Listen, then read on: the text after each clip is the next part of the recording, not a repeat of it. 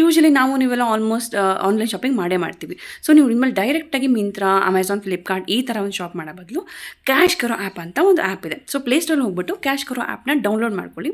Download ಮಾಡ್ಕೊಂಡು ಅದ್ರ ಮೂಲಕ ನೀವು ಮಿಂತ್ರಾ ಅಥವಾ ಅಮೆಝಾನ್ ಏನು ನೀವು ಪರ್ಚೇಸ್ ಮಾಡಬೇಕು ಯಾವ ಆ್ಯಪಿಂದ ಆ ಆ್ಯಪಿಗೆ ನಿಮಗೆ ಡೈರೆಕ್ಟಾಗಿ ನೀವು ಹೋಗ್ಬೋದು. ಸೊ ನಾನು ವಿಡಿಯೋದಲ್ಲಿ ತೋರಿಸ್ತಾ ಇದ್ದೀನಿ ಹೇಗೆ ಅಂತ ಅಂದ್ಬಿಟ್ಟು.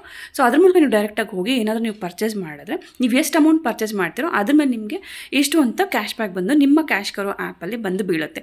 ನೀವೇನಾದರೂ ಆ ಪ್ರಾಡಕ್ಟ್ ತೊಗೊಂಡಾದ್ಮೇಲೆ ರಿಟರ್ನ್ ಮಾಡಿಲ್ಲ ಆಫ್ಟರ್ 15 ಡೇಸ್ ಅಂತಂದಮೇಲೆ ನಿಮಗೆ ಆ ಅಮೌಂಟು ಕನ್ಫರ್ಮೇಷನ್ ಸಿಗುತ್ತೆ. ಕನ್ಫರ್ಮೇಷನ್ ಆದಮೇಲೆ ನೀವು ಅದನ್ನ ಡೈರೆಕ್ಟಾಗಿ ನಿಮ್ಮ ಗೂಗಲ್ ಪೇಗೆ ಅಕೌಂಟ್ಗೆ ನೀವು ಟ್ರಾನ್ಸ್ಫರ್ ಮಾಡ್ಕೋಬೋದು.